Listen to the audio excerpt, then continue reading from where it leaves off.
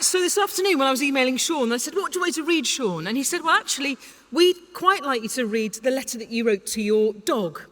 And I haven't read this letter back since January the 14th, 2014, when my dog died. And I went for a walk just on my own, no lead, no collar. That would have been weird, there was no dog. And I came home and the house was so eerily quiet and so impossibly sad that I sat down and I wrote this, and this is for you. My darling Pickle. First, a confession. I had you killed. I planned it. I planned it and everything. I asked the vet round and a nurse in green uniform with white piping.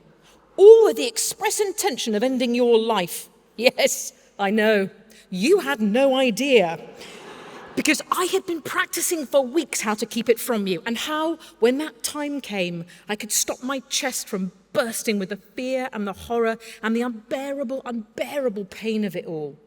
That day, I sat there in your kitchen, because it was always your kitchen. And I was numb, and I filled in a form about what to do with your remains. I ticked boxes as you lay wheezing in your sleep on the bed next door. I made a series of informed clinical decisions on the whys and wherefores of that beautiful, familiar body that had started so badly let you down. And then, once the formalities were over, we all walked in, and I did what I've done so many days and nights over so many months and years.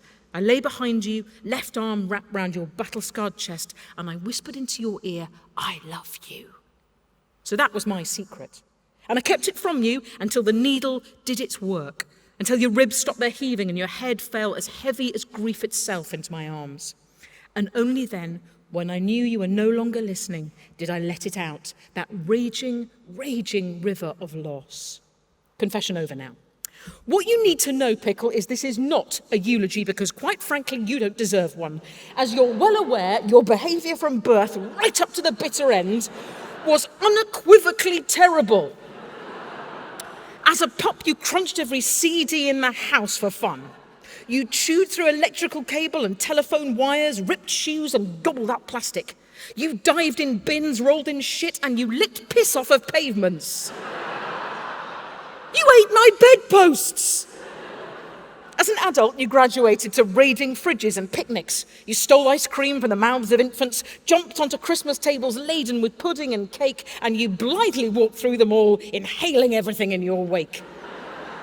You puked on everything I ever loved.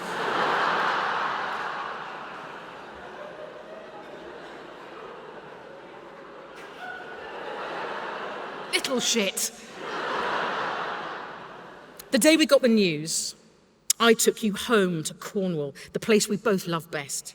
And you allowed me, for a while at least, to believe all the experts were wrong. But your lies could only carry you so far before that body gave way. I saw your chest starting to heave when you took a breath at night. Your bark became hoarse. You no longer tore around the house causing havoc. You were biddable. You were never biddable. Yet still the denial. Forgive me for that. After all, we'd beaten it before, you and I, twice. And even when they told me your lungs were hung with cancerous cobwebs and there was nothing more to be done, I went out and I started doing. I bought tinctures and unguents and capsules. I put you on a special diet. So silly. Because I should have just let you eat cake and biscuits and toast and porridge and shit. But I thought I could save you. I really thought I could. Because I didn't believe that something as alive as you could ever succumb to something as ordinary as death. How could you be sick when you ran and jumped and played day after day after day? And then I got it. You were doing it for me. You were dragging yourself out into the light every morning for me. All of it for me. And as fierce and possessive as my love was, I couldn't let you do that anymore.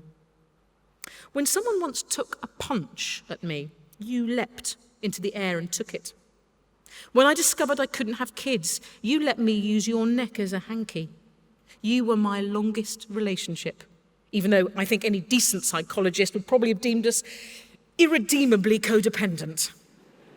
You were the engine of my life, the metronome of my day. You set the pulse, and everything and everyone moved to it. You were the peg on which I hung all the baggage that couldn't be named. You were the pure, innocent joy of grass and sky and wind and sun, a love beyond the limits of patience and sense and commensuration. It was as nonsensical as it was boundless. You alchemist, you fucking nightmare. Thank you for walking alongside me during the hardest, weirdest, most extreme times of my life, and never loving me less for the poor choices I made and the ridiculous roads I took us down. Thank you, little pickle. I love you. From the four-eyed one who shouted at you, held you, laughed at you, fed you, and, for some reason utterly unbeknownst to you, put all of your shit in bags